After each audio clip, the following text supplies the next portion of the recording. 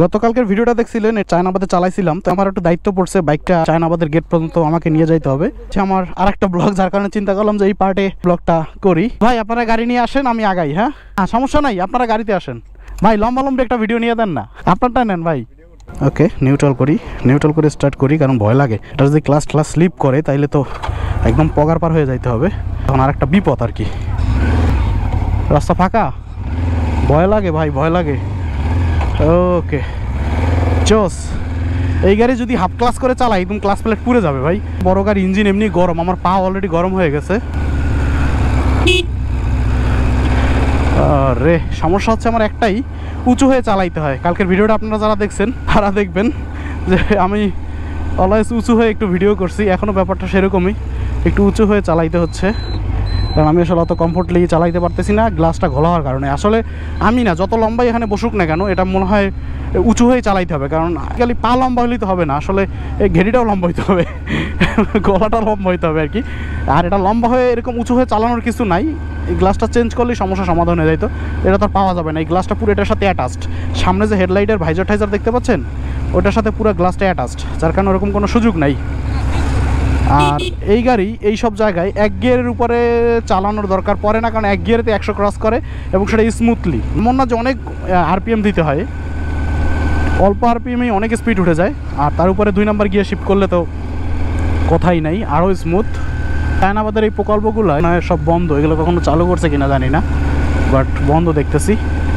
এই জায়গাটা বেশ জমে উঠছে, অলওয়েজ মানুষজন ঘুরতে আসে যমুনার পারে। প্রচণ্ড বেপরোয়াভাবে চালায় তো সবাই, এটা একটা রিস্কি ব্যাপার। আর এই গাড়ি পড়লে তো আমার ঠ্যাং একদম ঘুরে হয়ে যাবে। দেখবেন এটা হুইসেল দিব।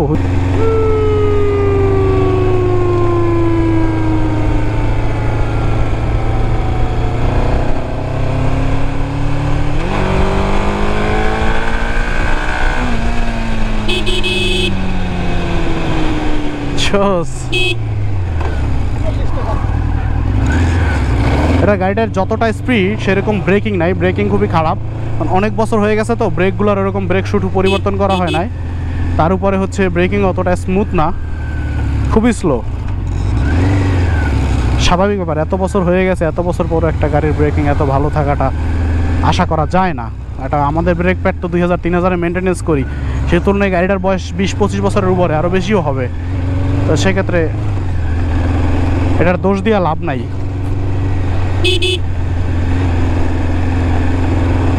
অনেক মানুষ ঘুরতে আসে এখানে, অনেক মানুষ।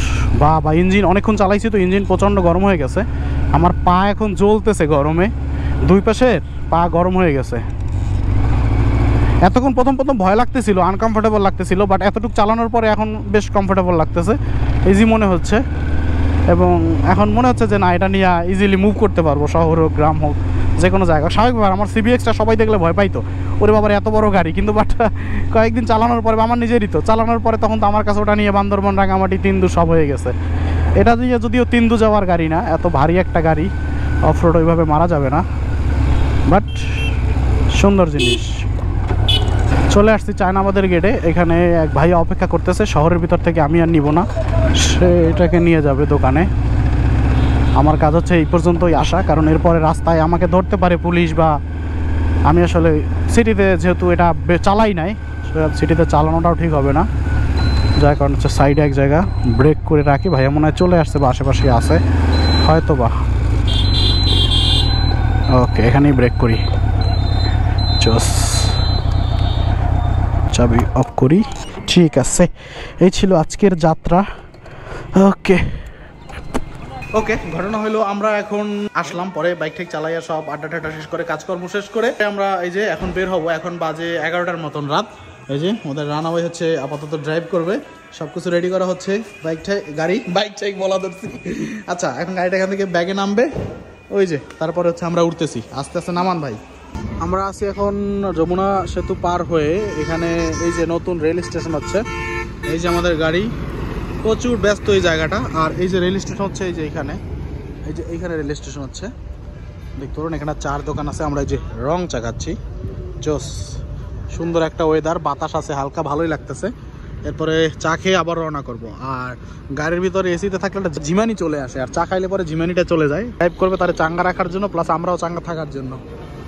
গতকালকে পরে গাড়িতে একটা ঘুম, এক ঘুমে ভোরবেলা ঢাকা এসে পৌঁছাইছি। আজকে 10টা পর্যন্ত ঘুমিয়ে তারপর ডিউটি করতেছি রোড পাওয়ারে আমার বাইসেল এক্সচেঞ্জ শপে।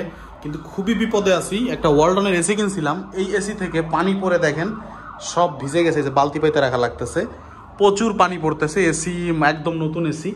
এখন সবাই বলতেছে ওয়ারেন্টি আছে, ওয়ারেন্টি ক্লেম করেন, অভিযোগ দেন। তো অভিযোগ তাদের দিচ্ছি, ফোনে 2 দিন ধরে পাই নাই।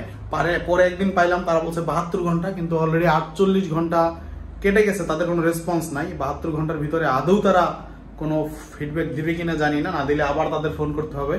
তো এই হচ্ছে অবস্থা। আমাদের শোরুমে এখন বাইক ভরপুর আছে, যে দেখতে পাচ্ছেন সব ধরনের বাইক আছে, কিন্তু প্রচন্ড গরম, প্রচন্ড গরমে মার্কেটে কাস্টমার কম। যাই হোক, বাইসেল এক্সচেঞ্জ অব্যাহত থাকবে। এই তো সিরাজগঞ্জের পার্টটা কোনো রকম আজকে শেষ করলাম। দেখা হচ্ছে পরবর্তী ভিডিওতে, পরবর্তী কোনো ইনফরমেশন নিয়ে। ভালো থাকেন সকলে, সুস্থ থাকেন, সাথেই থাকেন প্রস্তুত বিশ্বাস এবং রোড পাওয়ারের। Bye bye.